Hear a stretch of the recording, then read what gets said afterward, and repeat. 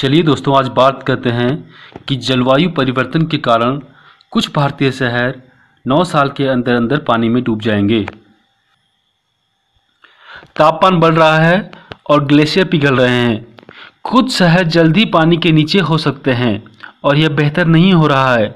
यहाँ तक कि सबसे आशावादी परिदृश्य में, जहाँ वैश्विक ग्रीन हाउस गैस उत्सर्जन अभी घटने लगता है और 2050 तक शुद्ध शून्य हो जाता है, वैश्विक तापमान गिरने से पहले 1.5 डिग्री की सीमा से ऊपर रहेगा। संयुक्त राष्ट्र की एक रिपोर्ट में कहा गया है कि भारी बारिश के कारण बाढ़ और चक्रवात और वाष्पीकरण में वृद्धि के कारण सूखे में वृद्धि संभावित रूप से भारत का जलवायु भविष्य 2040 तक ग्लोबल वार्मिंग के लिए 1.5 डिग्री सेल्सियस की सीमा को पार करने की दिशा में विश्व बैरल के रूप में दिखेगा। पहले से ही भारत की वित्तीय राजधानी मुंबई दशकों में अभूतपूर्व भारी वर्षा के दिनों का गवाह है।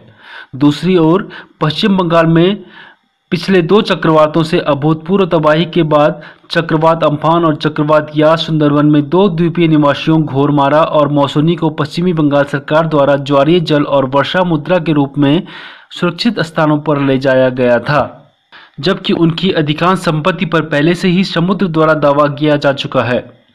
मनुष्य और जानवरों ने इन द्वीपों पर सहवास किया है, लेकिन जलवायु परिवर्तन ने सुंदरबन के अस्तित्व पर ही एक प्रश्न चिन्ह लगा दिया है। केंद्र द्वारा जारी एक जलवायु खतरे मूल्यांकन रिपोर्ट के अनुसार बंगाल की खाड़ी का क्षेत्र, जहां सुंदरबन स्थित है, भारत में सबसे अधिक जोखिम वाले क्षेत्रों में से एक है, जहां समुद्र के स्तर में वृद्धि और बाढ़ सबसे बड़ा जोखिम पेश करती है।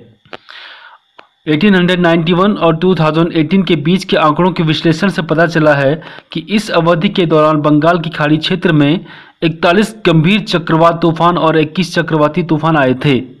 ये सभी घटनाएं मई महीने की हैं। एक गैर लाभकारी अनुसंधान समूह क्लाइमेट सेंट्रल के एक नए अध्ययन से पता चलता है कि लगभग 50,000 तटीय शहरों को बढ़ते समुद्रों को निगलने से रोकने के लिए अभूतपूर्व अनुकूल उपायों को तुरंत शुरू करना होगा।